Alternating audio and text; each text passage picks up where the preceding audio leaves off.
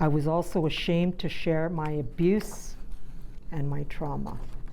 Margaret Swan reads one among hundreds of complaints she's gathered against a multi-billion-dollar settlement agreement she helped create and then quickly came to question. I thought I would fall apart. Not so long ago, Swan became a lead plaintiff in a class action against Ottawa for harms caused at federal Indian day schools, institutions like residential schools, except children went home at night. Students who attended these schools were subject to sexual, physical, and psychological abuse. In 2019, a deal was cemented between day school survivors and the federal government. The cost was initially pegged at just over $1 billion, but CBC News has learned it's now close to $6 billion. Whatever the cost, the government says it wanted to do one thing better.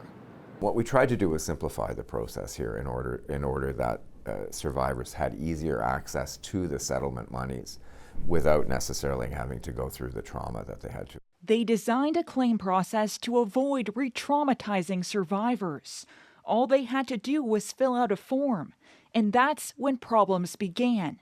It asked a lot, and for some, too much. Felt traumatized again, victimized again. You have reached Gelling WLG, class counsel. And when victims reached out for help, The period to file a claim has now closed. they felt no one was there. I felt compelled to just sign it, and I guess I suffered the consequences. That's the Waterhen School. Yeah. Waldron hired her own lawyers to update her claim. She was denied. Now CBC News has learned they're asking Canada's highest court to intervene. These aren't insurance claims. These are claims dealing with real people who were victims of abuse as children. And Olivia, what if the Supreme Court agrees to hear Jesse Waldron's case?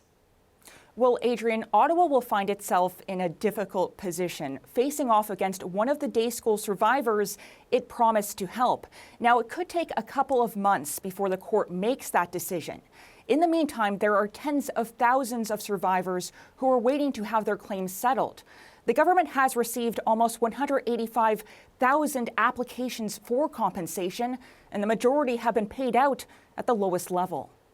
All right, Olivia Stefanovich in Ottawa.